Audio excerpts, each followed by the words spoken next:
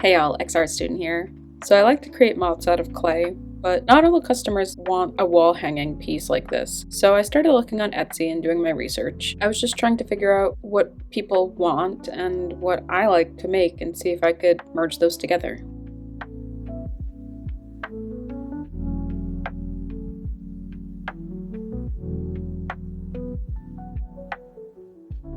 Off camera, I sketched on these pieces of wood, and now I'm applying gesso. I'm doing this so then the wood doesn't soak up all the paint. It's a lot easier to have some kind of base layer. Anytime I forget to do this, it's always an issue.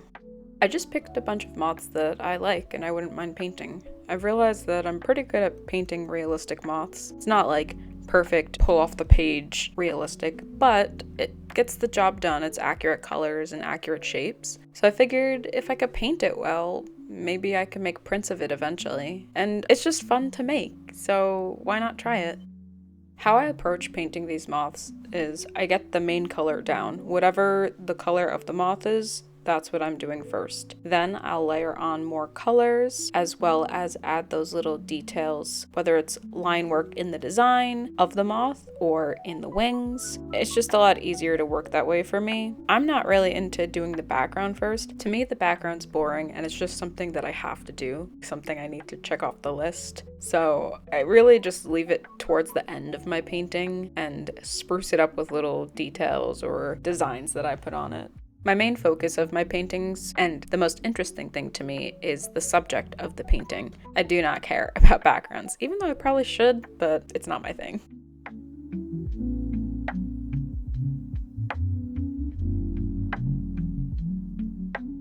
Even though I have all these designs sketched on, I cover them up when it comes to the background, because it would be a pain in the butt trying to paint around each thin pencil mark. What I did do was take a picture of it on my phone and project it on another screen so I can figure out where it is, draw it on again, and be able to focus on the layout that way.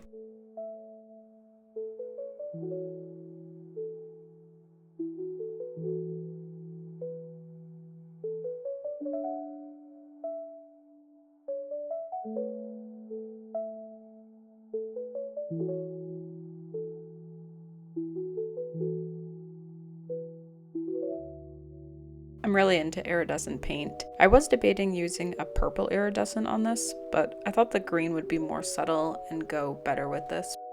Here I tried using this thin paint marker, but it kept caking up and was ready for the garbage. I used my thicker Posca marker. I do like how it looks, but I do wish it was thinner. I was able to fix this up with some line work, and I think it turned out pretty well.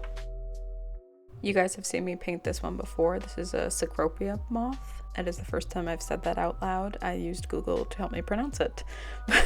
I just kind of look up gray moth with a little bit of red on it. And I'm really into the designs that are on it, so I always enjoy drawing or painting it. As you can see, I'm painting it on a coffin. It's one of those cheap little coffins you could get at Michael's. And I thought it'd be pretty cool to just do a moth wing on each side, so when it's closed it will look really cool with one-sided moth wing, and then when it's open, when you look at it at the correct angle, you'll be able to see the beautiful moth spread wings and it'll be nice. I didn't really know what to do for the background, so I just looked up folk art and I found this swirly design. I wish that I used a stencil or something for this because I had to redo it myself without any of the pencil guides. You'll see eventually. After a while, you kind of figure out how the pattern works.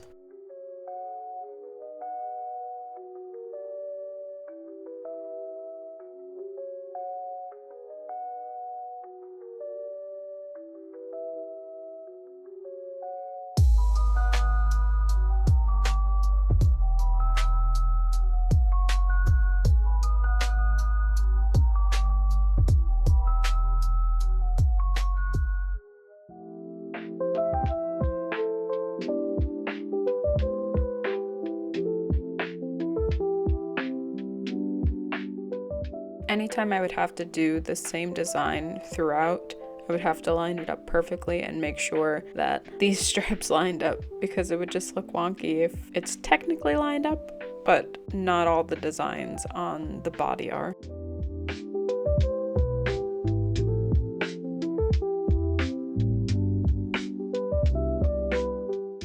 For some reason that periwinkle was not doing it for me, so I just went with black. I feel like you can't go wrong with a black background. High contrast, it's one of the same colors that's in the moth design as well. And I went in with a paint marker. I'm kind of glad that it's subtle. When you look at it at certain lights, you could actually see the design. And then I finished up the sides with some black, and it was an easy day.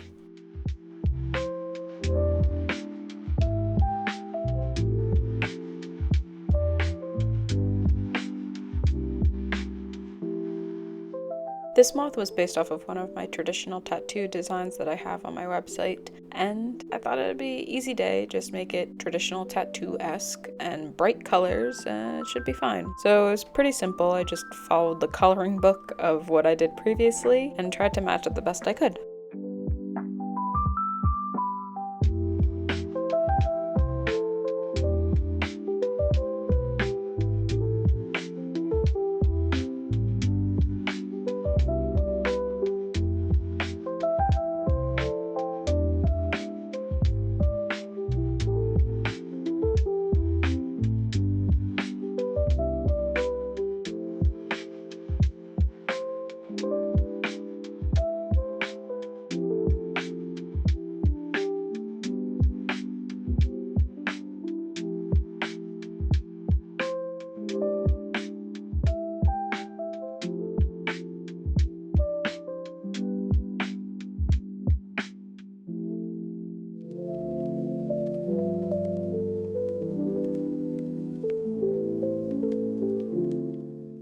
I was really stumped for a while on what to make this background. And then I was like, you know what? I don't have a lot of blue. Let's bring back a nice baby blue. And I thought it was fun. It was a nice pop of color. Me personally, I don't know if I'd want a box that was that color, but I do think it works well with this piece. Also, I have a bad habit of sticking to the same colors like blues, purples, greens, and I'm trying to get out of that a bit because I know not everyone's into the same colors that I am. I chose black as the side colors. I figured it'd be a nice contrast compared to the rest. It's also drawing in the same black colors from the moth design.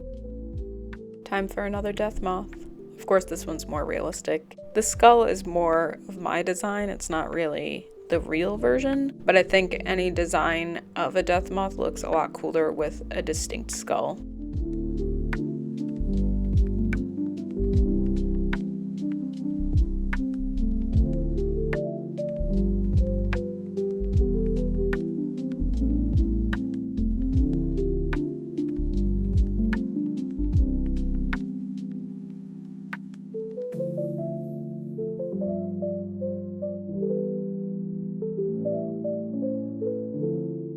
Part of me is pretty surprised that I'm into drawing realistic moths, but then the other part of me is like, well, it makes sense. One, I like how they look. Two, it's like I don't even have to think. I'm just copying from what's actually there and putting it on paper. So it's a mindless painting escapade.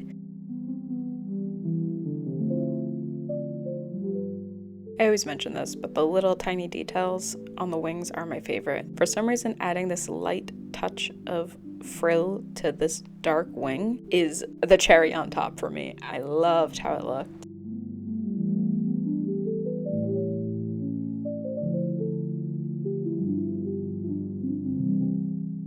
In my mind, I really wanted a dark green for the background. I found this one, and honestly, I'm pretty into it. It's more of a Christmas green to me, but I think it goes well with the colors that the moth has. The only issue I had with the paint was that it was so thin that I had to do multiple layers, and I barely have any of that tube left of paint. After I was done painting, I just designed and doodled my heart away based on my original sketch, but I also just went on Pinterest and found more folky designs. I went in with a paint marker, and it was really fun. I do, however, think it looks more Christmassy.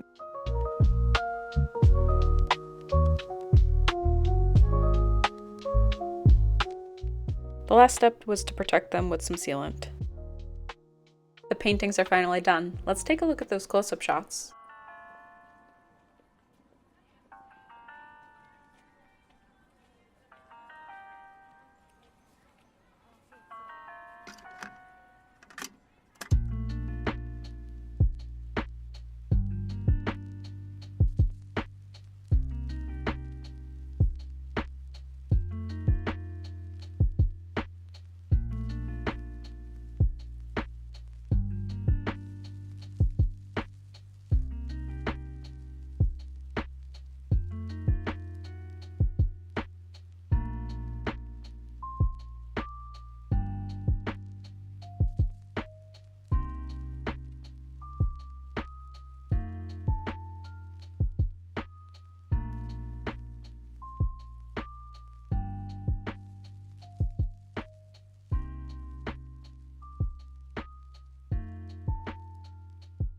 I love how all these turned out. I think I like the Luna moth the best. Check out my YouTube posting schedule if you would like to support me directly and my small business. Check out my Etsy and maybe buy something for the holidays. I have an Instagram you could check out. I'm on TikTok as well. Leave a like, comment, and subscribe if you like this stuff, and I'll see you next time. Thanks, guys. Bye.